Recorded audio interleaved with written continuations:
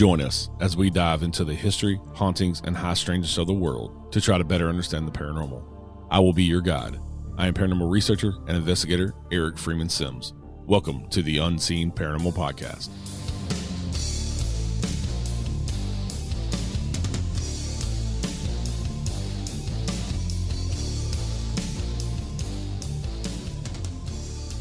Hey everybody, welcome back to the Unseen Paranormal. Thank you for tuning in today. Thank you for listening. I am still getting over the flu from last week. As you can kind of hear, I'm a little stopped up, but other than that, I'm doing well. Coming very close. I know I teased y'all a while back with some big things going on. Coming very close to that coming to fruition. I don't want to say anything because I don't want to jinx it, but as soon as I can, then I will make that announcement. But very excited about things coming up with the Unseen Paranormal and the brand and all that stuff. Also very excited about Strangely Haunted. That is the new docuseries that I am doing with my good friend, Mr. Austin Lawrence. And if you haven't checked it out yet, go check it out on YouTube, Strangely Haunted. It's a docuseries where we investigate different locations. And we're trying to go to locations that maybe you've never heard of and don't get really a lot of, TV time or press. And also that have a fascinating history and are fascinating looking. And so, we also want to bring you true paranormal investigations. There's so much bullshit out there on YouTube of people faking things and then claiming they're not. They're just, they should just come out and say that they're entertainers and it's just for entertainment. That's just a big thing in the paranormal right now. And people want to yell skinwalker and demonic and all these buzzwords. And we're not doing any of that. We're doing real paranormal investigations. Without all the bells and whistles and the flashy lights and things, because most of that stuff doesn't really work. You can't prove that you're communicating with spirits through a lot of that stuff. It's just, they bring it on TV because it's flashy and it keeps your attention. The flashing lights and the beeping sounds and all that stuff. So, we're also trying some new stuff that we may or may not prove that, we get any activity with, but we try to go back to the basics with, video and audio mainly, and trying to capture that stuff that we can't explain. We end up debunking ourselves more often than not, and that's part of the process. But if you haven't checked out Strangely Haunted, please go check that out on YouTube and hit that subscribe button, that like button. And I want to say thank you to everybody who's checked it out so far. We have almost 13,000 views on the first video and 177 likes, which is insane. We never expected to have that many views on our very first video. The second video is coming out this Friday, which is April 19th. We are live premiering it with me and Austin in the chat room, but over on YouTube, so you can come and jump in the chat room and ask us questions and chat with us about the video. And this is part one of us in Franklin, Kentucky. Part two at the Simpson County Archives and Museum will be out next Friday. So come check it out. We're really proud of it. And I promise you that this second video is way better quality than the first one. We've figured out a lot of the kinks and stuff, and it's a learning experience, but also working together with somebody that you've never filmed with before or investigated with before. You got to work out those kinks. So hopefully y'all enjoy it. We're enjoying doing it, and we'll continue to do it. We got plenty of other locations coming up that we're going to be filming at, including this weekend. We're going to head to Brushy Mountain in Petros, Tennessee, to do a big documentary video out there, doing investigation and the history and the hauntings of it. So tune in for that. Stay tuned for that coming up in May. And then we got some other cool, exciting locations for you as well coming up over the next few months. So we're going to try to put out at least one video a month and keep it going. So if you want to see real paranormal investigating, and hopefully we're entertaining even when stuff is not happening, go check out Strangely Haunted and subscribe. I am done ranting for the day. I'll be back with the mental health talks here soon.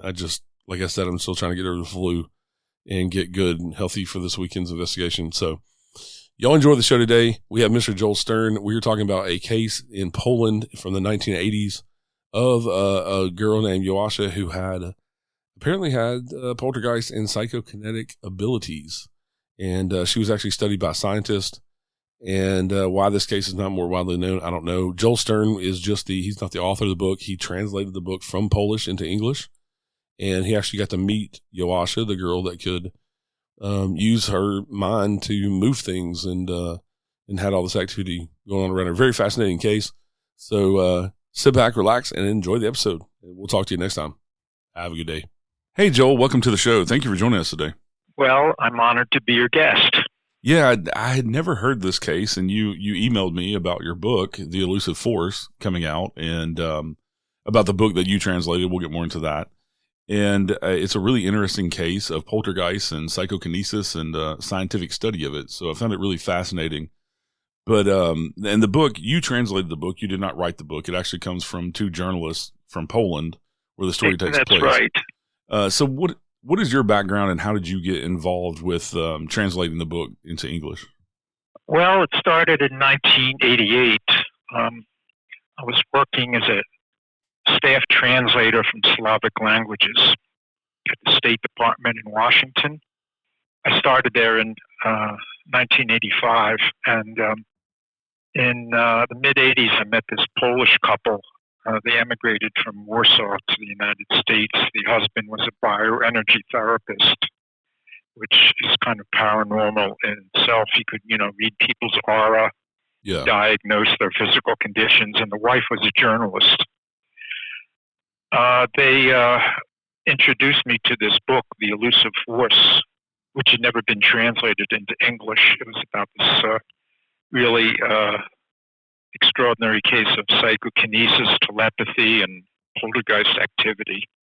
And the wife, whose English name is Margaret, gave me the book to read, and I was fascinated by the case. And it wasn't just a dry scientific study. I think it had real human interest, but we can go into that later during the discussion. In any case, Margaret suggested that if I liked the book so much and thought it had merit, that I should consider translating it, and I agreed. She told me that there was a publisher in the United States who might be interested in bringing it out. Unfortunately, that proved to be a false claim, but we'll leave that aside for the moment. I did translate the book starting in, I think it was either December or January 1989, and it took me about 8 or 9 months. I finished in the summer of 1989. So that's basically how I found out about the case. I had never heard about it before. It was almost totally unknown in the United States, hardly known outside of Poland. Yeah. Except for a few sensationalist stories that really didn't merit, any serious attention. And it so happened that since I spoke Polish, I got in touch with the authors in Warsaw, Anna Osticka and Monika Muszko. They invited me to come visit them and also pay a visit to the girl and her family in southern Poland, and I took up the offer. In October of 1989, I went to Poland for the second time, and I met the authors, and they were gracious enough to drive me all the way down to the town of Chelaj, which is in Silesia, southern Poland near the Czech border. And that's where my first encounter with this phenomenon occurred. Yeah, I want to get into that later because that's kind of because it took you so long to get the book published. Oh yes. Oh wow. That's kind of the end of the story. We need to go back to the beginning when all this started. And like you're saying, it took place in Poland, and the girl's name was Joasia Gajewski. Well, in Polish it would be Gajewska, but I don't expect the English reader to have a knowledge of Polish gender distinctions. So to simplify matters, I said Joasia Gajewski. Yeah, even reading the book, it took me a minute to get Joasia down, because of the way it's spelled. And well, Polish spelling can be very tricky, So I tried to make things as simple as I could in my translation. Yeah. So back in 1983, this was just a normal family. Yes. The two parents, the daughter, and the grandfather was living in this apartment. The grandmother. Well, the grandfather wasn't actually living with them. He was just visited them. Okay. Right. And the grandmother had recently died. The previous year, 1982. And Joasia, who was 13 at the time, was very upset. because she was close to her grandmother, and this made her very distraught. But otherwise, it was a totally ordinary Polish family. The father was a plumber who had some kind of work in a steel mill. His wife, Eva, was a telephone operator in some company, and Joasia was in 6th or 7th grade at the time. Yeah, and so just a normal family, not looking for fame or anything like that. Nope, not at all. Just living life and trying to survive in 1980s Poland. Yeah. Remember, there was martial law, still a communist system in place, and life was very difficult for the average family, financially and otherwise, yes. And so Joasia is kind of on the verge of puberty and going through that. She was in a stage of puberty. Yeah, not the verge. She was in puberty, yeah. According to what the book said anyway. Yeah. So on Easter of 1983, all this stuff started happening. Was kind of the beginning of it. Yes, the night of April the 4th and morning of April 5th, quite suddenly and unexpectedly, violent psychokinetic events started to happen, and that comprises the first chapter of the book. How this started. Actually, the girl herself was sleeping, and the grandfather was awakened by these flying objects, and he thought the girl was playing a prank, but seeing that she was asleep, he became very frightened, obviously. Yeah. Seeing objects smash into, well, he'd actually see them smash into the wall. They were hurtling so fast through the air that no one could see them. They were just smashing and, leaving fragments of glass all over the place. And the mother and, Joasia herself were awakened by these tremendous bangs and crashes. And obviously, they were so frightened and mystified about what was going on. They ran upstairs to see the neighbors. And the neighbors upstairs were the first witnesses to this phenomenon. That's how it all started. Out of the blue, without warning. Yeah. Although the book does mention that a few weeks before the actual psychokinesis, people noticed that the teenager was, how should I say it? Her fingers were sort of crackling, emitting crackling noises, yeah. and they thought it was due to static electricity, and nobody paid much attention to it. But so this may have been the first sign of things to happen. Yeah. Yeah. And like you said, we're talking about, communist Poland in the 80s and martial law. And so, and also it's long before the ghost TV shows and the Warrens were kind of around in the world. But, in Poland, they weren't really concerned about paranormal things, I'm imagining, at that point. Like you said, they're just trying to survive and live day to day. But what I found fascinating is that the police got involved and witnessed it themselves, and some of the town officials got involved. Yes, the family obviously was frightened to death about what was happening, and they wanted people to confirm that they weren't hallucinating or playing a hoax. So they called in the police and town officials, and who at first were naturally skeptical. Yeah. They thought that this family was playing a hoax, trying to gain some kind of publicity for financial reasons, or whatever. But they saw for themselves after posting, police in the apartment for a couple of days, and that this was not a hoax, were people hallucinating, that these events were actually happening. And the physical effects revealed that the apartment was battered all over. So, yeah, that was the first stage of this experience. Yeah, and I found it interesting too that the town actually brought in like engineers and things to try to explain. Yes, because they thought that there might be a problem with the construction of the building, that there might be cracks, the settling of the foundation walls, or underwater streams that might be undermining the foundation. But that was ruled out after careful inspection. And the next step was to move the family to a different apartment. This originally happened in a town, Sosnowiec, which is heavily industrialized. part of Silesia, southern Poland, as I mentioned. And the hope was that the change of residence would stop this phenomenon, whatever you want to call it. Yeah. But unfortunately, the effects, these strange destructive effects, followed the girl wherever she went. So it wasn't a matter of location. She obviously was causing some sort of disturbance in the local gravitational field. Do you know how long it was going on in that first apartment before they moved them to the second? I don't know the exact amount of time. That's a good question. I would think of 2 or 3 months, but I'm not actually absolutely sure on that particular point. I know in the book there's a lot of things that happened. I know they had, even though the family was not particularly religious, they had a priest come in, I guess, to try to exorcise it or whatever. Right. Yeah, but that failed as well. So out of desperation, the family contacted some people in the press, journalists, who began to cover the story, and that's how the authors of the book found out about the case, and they were disturbed by some of the sensational items in the press. They wanted to do a very careful, meticulous study of this whole case to see, well, first of all, to rule out any hoax. Yeah.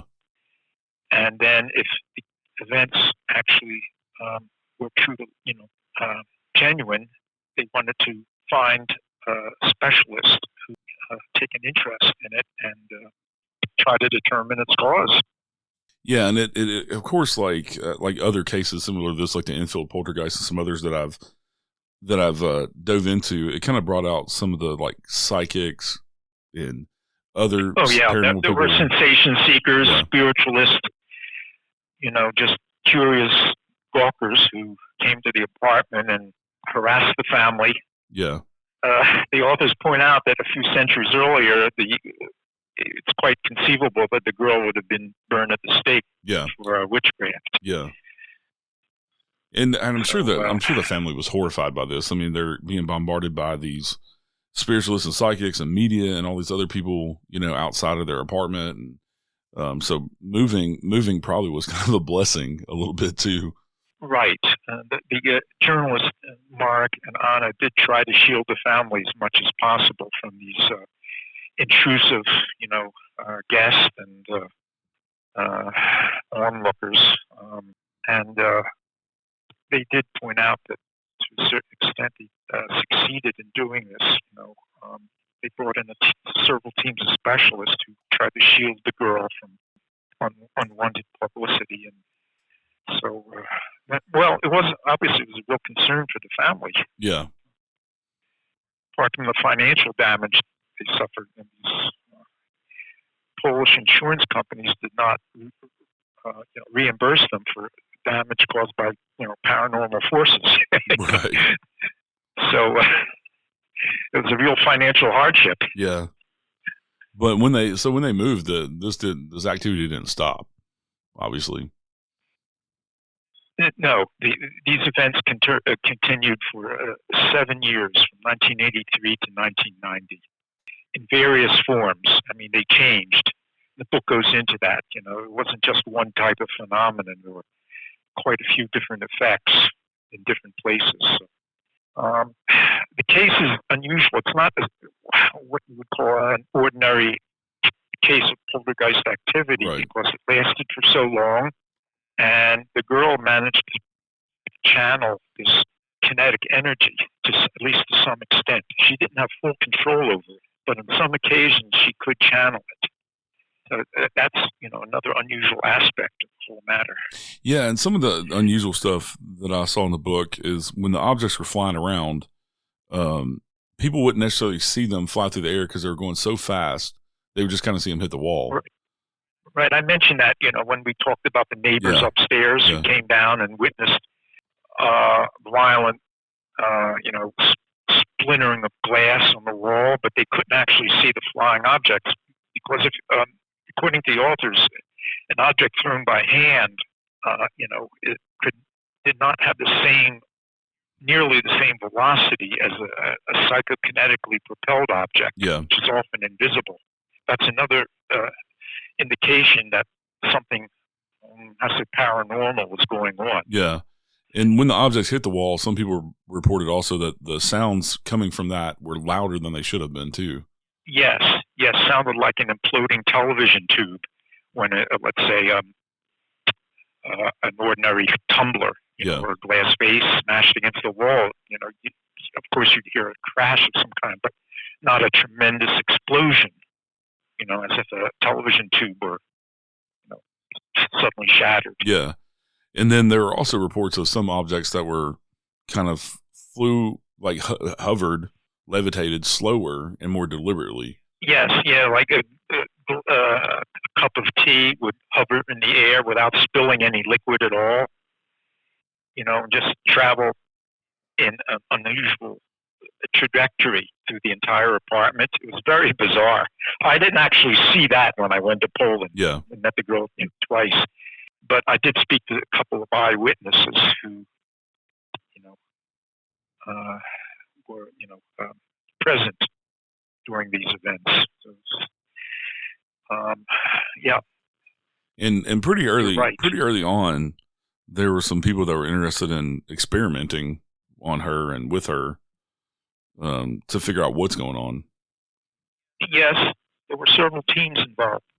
Remember, in communist era Poland, such paranormal occurrences were not accepted, or they were ridiculed or completely ignored. And it took a lot of courage for specialists, physicians, physicists, metallurgists, other experts to come forward and volunteer to study this case. They did it at risk of their reputation and even their careers. Yeah. And also, there was no funding from anybody else either, so they were doing this on their own dime. Right, exactly. I mean, no. And that's a difficulty even now in Western countries. Right. To obtain funding for this type of study. I mean, it's still marginalized, still ridiculed.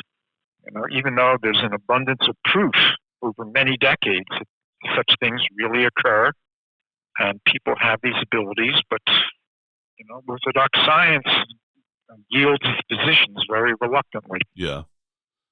Yeah, and what I find fascinating too is it started out with what we call poltergeist activity. And then once they started doing the experiments with her, she kind of got, like you said, some control over part of it with the psychokinesis kind of kicked in with the... Yes, that's one of the unusual aspects of the case. In normal poltergeist cases, the subject is completely, helpless, is completely the victim of these violent kinetic effects, whereas she was able to channel this energy. And, the mystery is why this teenage girl developed these powers and other people didn't. Yeah.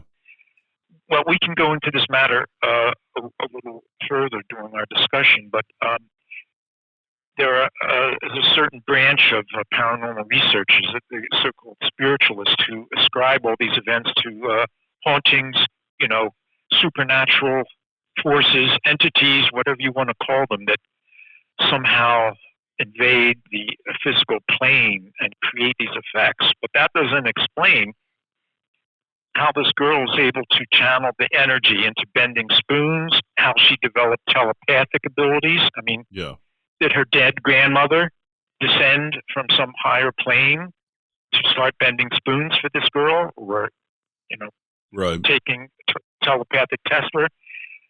This hypothesis, although it sounds very tempting, it doesn't account for everything that is occurring. Right. Now, we can talk about that, and further, but there's no indication that she was into any kind of witchcraft, or the family was. There's no, not at all. Not at all. No, in fact, she showed no interest. Yeah. In such things at all. The authors gave her a few books. It's mentioned, in their account that they tried to interest her in paranormal research. Maybe she would be able to explain certain things. With a typical young teenage girl, she just was interested in other things. Right. She didn't delve into paranormal research, and no indication that she was involved with sorcery or Ouija boards or any such thing. It was a typical Catholic family in Poland. Yeah. That abhorred such, any kind of dabbling in the supernatural. It's considered evil, witchcraft, right. Demonic. Yeah, and so it would make more sense to me if they were like the family was into that or she was into that, like what the spiritualists are saying that it's something ethereal from another plane or spirit or something. Okay, well if she was into conjuring or something, that would make more sense that she's controlling this, but it doesn't make any sense to me that her dead grandmother would just all of a sudden come back and start all of this chaos, around her. Well, I don't know if I sent you a review by this paranormal researcher in Australia, Rob Tilley. Did I send you his review in Yeah. Australian Journal of Parapsychology? Yeah. And you read it. He's a strict spiritualist. He said, without justification, that somehow Joasia accessed what he called a higher dimension of consciousness. This created an opening for some kind of entity to come through. Yeah. That explained everything. And therefore, if a medium had been called in to, expel this entity, there would have been no further poltergeist activity, and therefore there would have been no book. But he presented absolutely no evidence that this girl accessed some vague higher dimension of consciousness, whatever that means. Right. And even if that were true, did this entity start bending spoons for her? Did it take telepathy tests for her? In other words, trying to explain one mysterious phenomenon by another mysterious unexplained phenomenon doesn't resolve the whole issue. Right. His hypothesis may be right, but it may or may not be right, but he doesn't present any evidence to back it up. Right. I see no reason why I should accept his explanation rather than the explanations of the teams of specialists who studied her intensively under laboratory conditions for 40 months. Right. There's a real division in the paranormal research community regarding this, and there still is, Yeah. One of the things for me that points, away from something like that is the actual physical evidence that they saw. Because when this started, and during this, she had weird flu-like symptoms, and her temperature would spike, and things with static and electricity and surrounding her. But she would also get physically ill sometimes when the stuff happened. Oh, yes. She was injured many times by flying objects, shattered glass. The teams of specialists who investigated her case determined that her physical organism had certain anomalies, the functioning of her brain hemispheres. There were certain patterns of energy in her fingertips and toes that may have indicated some sort of unusual hormonal aberrations that could have affected the gravity around her. But again, that explanation falls short in some ways. Teenagers go through puberty. Many of them have emotional upheavals. Why did this girl in particular create this tremendous psychokinetic activity? Right. Why not other teenage? I mean, if it were just a matter of hormonal imbalance and emotional upset interacting in such a way to create these violent kinetic effects, why aren't other teenagers universally a more common occurrence experiencing the same problem? It's that's what makes the case so fascinating, because all these hypotheses, but none of them fully explains. We're in the same position now, 40 years later, that the Polish scientists were, in the 1980s. Yeah, and the fact that they had so many disciplines come in, to study her as well from different points of view and different, even I'm sure all these people had, different religious beliefs and things as well. And so, to have it from all these different points of view and all these people saying, well, she's really doing this, and not discrediting her or discounting her and finding it fascinating. Well, to summarize the matter as briefly as possible, I believe there's three possibilities. Either the girl and her family and all of her associates or classmates or teachers, the eyewitnesses, the police officials, the municipal authorities, either they were engaged in some sort of gigantic collusion, to perpetuate a hoax, or the girl in some way was able to induce a mass hypnosis, create a mass delusion around her for 7 years, and trick all these trained observers, nurses, physicians, physicists, psychologists. She was able to hoodwink them in some way. And the question is, if that's true, how in the world was it, an ordinary 13, 14, 15-year-old girl able to do this over a period of 7 years? Right. Third possibility, these events were actually happening. These observers were not in the state of delusion. They were not, perpetrating a hoax. I consider the third possibility to be the most likely one. Right. It's the most plausible explanation that I can think of. Yeah, and a lot of people, you talk about bending spoons, and people think about Uri Geller, and even some magicians being able to do that. But some of the things that she was doing with these big, giant cables and twisting them that you couldn't do. I saw them, and I tried to unbend some of them. Yeah. When I visited her family twice in 1989, 1990, there were all these objects laid out on the cocktail table in the living room, and there were these massive cables. They were bent like pretzels. Yeah. The strongest, I tried unbending them. It was hopeless. Yeah. And there was also I say this, like a craziness that happened in a hospital room. Oh, yes. That was the most spectacular event of all. Dr. Eugenia Godula is a surgeon who took charge of the research on Joasia's abilities. He brought her to a sanitarium for a study and, some rest for her so she could get away from the, townspeople who were harassing her. And she wanted to show off, being a teenage girl, she wanted to show off her abilities, that convince people that she wasn't perpetrating a hoax. So in her room, over a period of something like 20 seconds, she demolished a sink, twisted it out of the wall, and the room was totally demolished. How could this girl, without any tools, accomplish these, feats? Right. So that was the most spectacular occurrence of the 7 years that she was studied. Yeah. And Dr. Godula, he kind of protected her in a way. Yes. He's a very compassionate man who had the courage to speak out despite the disapproval of the authorities and the medical and scientific establishment. He thought this case was genuine and deserved serious study. And he tried to shelter the girl as much as possible. Yes. And so you said that they studied her for 40 months, and like we were saying, it's kind of all on their own dime.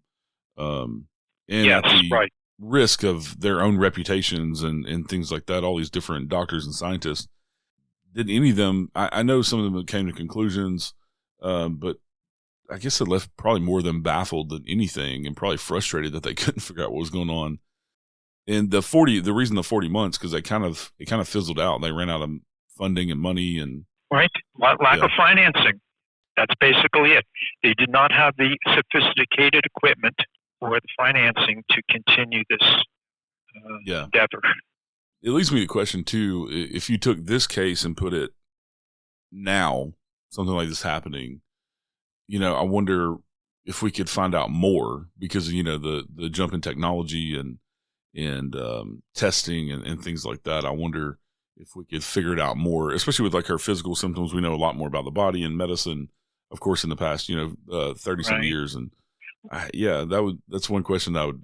Because we haven't really had a case. Well, that's an excellent question. I should emphasize that I'm only a translator. My task was to bring this case to public attention. And I think I succeeded to a large extent. But I'm not a scientist by profession, nor am I a professional paranormal researcher. I have a strong interest in certain subjects. So, regretfully, I can't answer your question. Yeah. My great regret is that 40 years, when I first started translating the book, I wasn't able to attract attention. I didn't have the connections to bring my task to fruition at the time. But, in 1983, I found a publisher who was willing to give me a chance in Anomalous Books in Virginia. Patrick Weege is the owner, and he was gracious enough to read the manuscript, and he thought it was worthy of publication. Yeah. And my efforts back in the 1980s and early 1990s were not successful. So your question is certainly justified, and I wish I could answer it. I don't know what sophisticated techniques we have now that weren't available to scientists 40 years ago. It's a good question. Yeah. Yeah. And now we have like, parapsychology is an actual doctorate degree. And some universities do offer advanced, degrees. That's true. A couple in England, I think University of Nottingham, if I'm not mistaken, and there's some division of the University of London. Yeah. I just actually had Dr. Callum Cooper, who is a parapsychologist, and he teaches at in Nottingham. Oh, really? Yeah, I just had him on the show. I came across his name. I think I even sent him an article about the case months ago, but I never heard back from him. Yeah, it's one of those things like, with everything in the paranormal, I've been doing this for over 20 years, and with everything in the paranormal, it's you when you think you have a question answered with any of this phenomena, there's 1,000 more questions. And so it's the same with this case. I find it interesting because back in the 80s, you had this case, and I think in the late 70s, you had the Enfield poltergeist, and there have been other poltergeist cases, but here in in the past 20 years, there's not really been any that stand out like these cases do, or nobody's discovered them to go in and study them. Well, let me interject something. I think it's quite possible that not only poltergeist activity, but many other paranormal phenomena are occurring constantly throughout the world, but because of language barriers and lack of interest on the part of the orthodox scientific or medical community, we never hear about them. Remember, it took me 34 years to get this book published, and I'm a native English speaker. How difficult would it be for someone, let's say, in Burma or, Mozambique, Korea, who maybe experience even more remarkable events, to bring this to public attention? To translate a book in the hope of attracting public attention is very, it's an arduous task. Take my own experience as a graphic example. So what you just said may be right, but on the other hand, because of the barriers that exist, public awareness just may not be exposed to this knowledge. It's a tremendous shame. All this potential knowledge just going down the drain. It makes me very sad.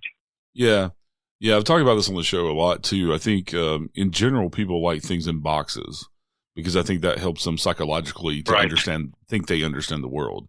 And so then when you get into this type of stuff that there's no understanding, even scientists who have studied this stuff don't understand it and can't explain it. I think it scares people as well.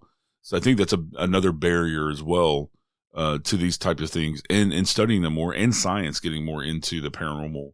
Well, to me, I'll tell you from my personal observation, inertia is the greatest force in human behavior. Inertia and denial of reality. When it's painful or distressing, and it's a tremendous barrier to knowledge in general. Yeah, I've come across that. I live grew up and I've lived here my whole life outside of Nashville, kind of in the Bible Belt. I've been told my whole life dealing with the paranormal because I've done it for so long that it's all demons. That's what, the uber religious people believe. And so, they don't want a part of it because they think it's all demonic, and they're looking at it through their lens of religion. Not that all of this could be just a natural part of our world that we just don't see and don't experience, and I think it's part of it because it scares them too, like we're talking about, and they're in denial of it in a way as well. Well, I completely agree with you. I'm an agnostic, which means that I'm flexible Right. and open-minded in regard to things that I can't explain personally. My position is that I have 5 senses which are limited in scope. Yeah.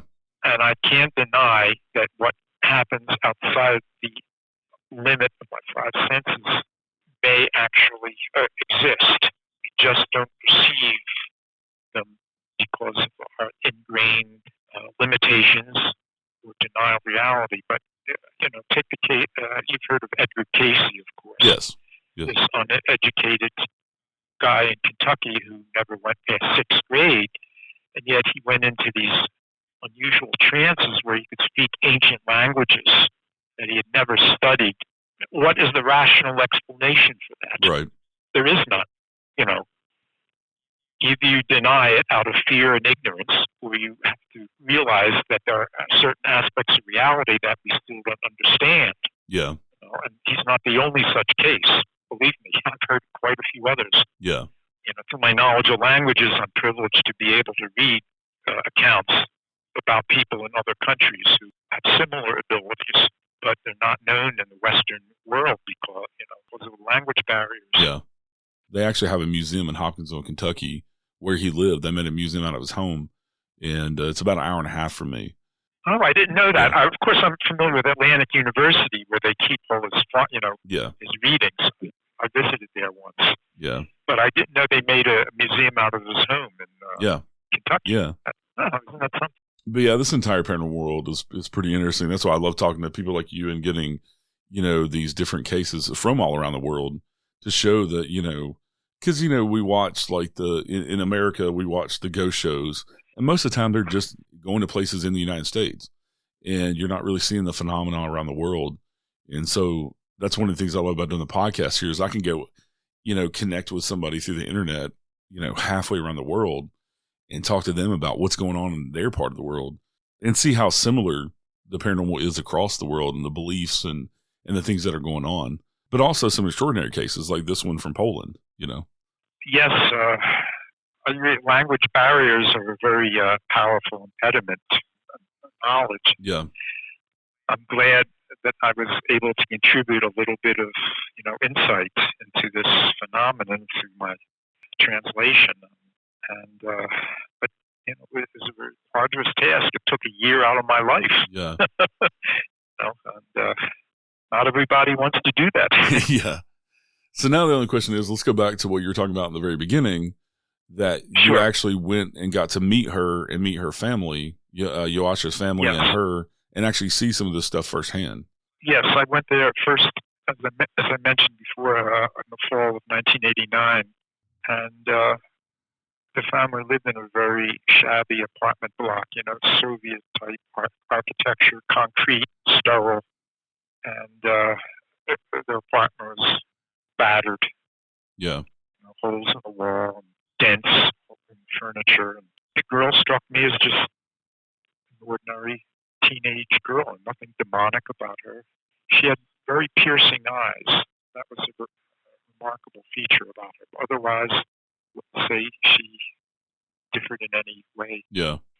Ordinary kids of her age. She showed me various objects that she had been over the years, including these massive cables. And I spoke to a couple of her friends who were eyewitnesses.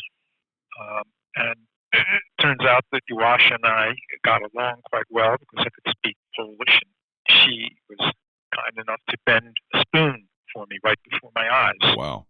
And I watched her. It took her a couple of minutes to bend this stainless steel spoon. And it started to droop just like a wilting flower. Yeah. And she did it a second time in the summer of 1990 when I visited her family again, along with the co-authors. She bent a second spoon for me. And I've kept both of them. as souvenirs. That's the only paranormal experience in my life. Yeah, that's a pretty good one to have, though.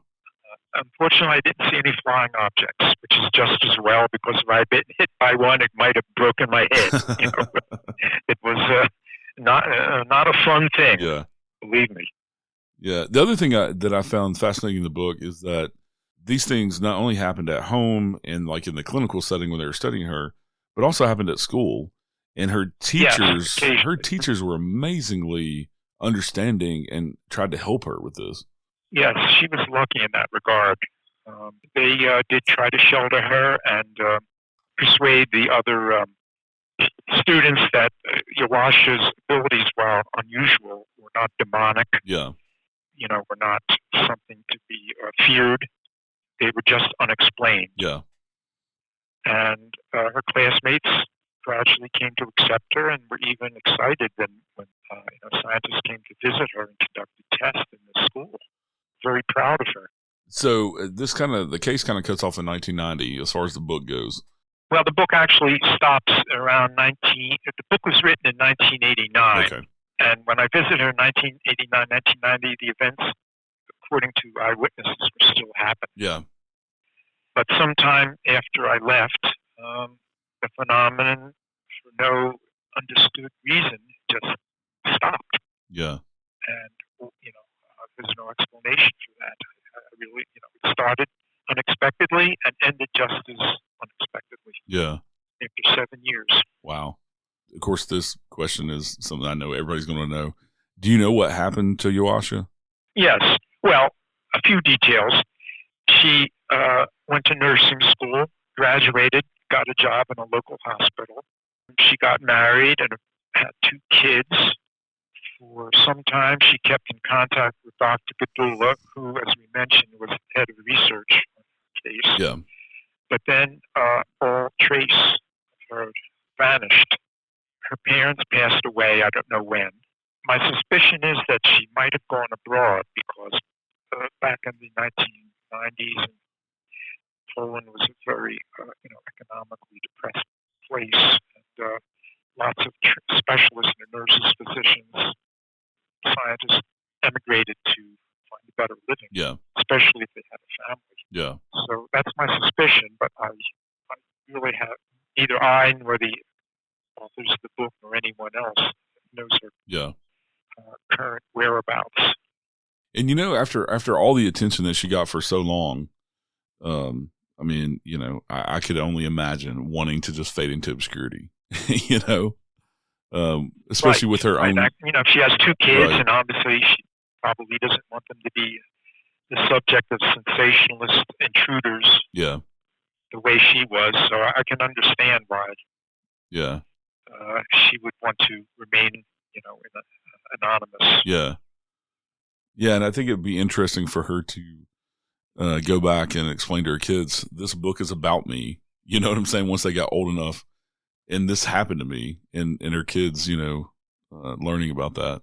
Well, who knows? Maybe one day the book will come to her attention, and she'll emerge from the shadows and give her life story. But so far it's not a peep. Yeah. Well, you can think. Growing up under the microscope of the media and scientists poking and prodding you for so long, it would just be understandable to say, I just want to be a normal person, a normal family. She would be 53 years old. Yeah. Actually, 54 now. 54. Yeah. From 13 to 54. Yeah. Yeah, it's a fascinating case, and I'm glad that you translated it and finally got it out so people could talk about it. And I really enjoyed the book and reading it, and I've enjoyed our conversation today. I want to thank you so much for coming on and talking about it. It's been a great pleasure. And the book is available to purchase on Amazon and Kindle. And I would tell everybody to go out and buy the book and read about this amazing case. It's called The Elusive Force, translated by Joel Stern. It's a wonderful book and a fascinating case. And thank you for the recommendation. And, again, I was honored to be your guest. Yeah, I think that's all. I want people to go out. I don't want to give too much away kind of want to hit some of the highlights. I want people to go out and read the book because there's so much more in the book about them, scientifically doing studies with her and some of the telepathic things and a lot more in depth about the things that she could do and the things that she did. And we just kind of hit the highlights and the cliff notes of the story. But yeah, I want people to go out and read the book and check it out to get in depth into the case because it's very fascinating and there's so much that we left out here today. Well, as I said, the case continued over a period of 7 years, and there was a lot involved, a lot of people who devoted serious effort and time, and at least to me, they proved the existence of a certain type of reality that we're not normally aware of, but nonetheless exists. We can deny it, we can ignore it, we can ridicule it, but that doesn't chase it away. Yeah, and I think this case should be right up there in the paranormal with the Infield Poltergeist and some of the others that are well known, just because this is, to me, one of the most in-depth studied cases of poltergeist and psychokinesis that I've ever come across. But thank you so much, Joel, for coming on the show today. I really enjoyed the conversation, really enjoyed the book. And everybody go out and pick up a copy of The Elusive Force by Joel Stern, translated by Joel Stern, and send me a message or send an email to Joel letting us know what you think. And also leave a review on Amazon. It helps get the books out there for more people to read them. Thank you again, and I look forward to hearing from your listeners. Yeah, it was a pleasure. Take care. All right, everybody. Y'all stay safe out there. We'll see you next time. Thank you for listening to The Unseen Paranormal. Join me next Wednesday with a brand new guest, and please rate, review, share, and subscribe on Apple, Spotify, or wherever you're listening right now. This helps more people discover the show. You can connect with me over on Facebook, Instagram, Twitter, or join us in the Unseen Paranormal Lounge group on Facebook. Until next time, remember, some of the scariest things are unseen. You have come to the end of the line.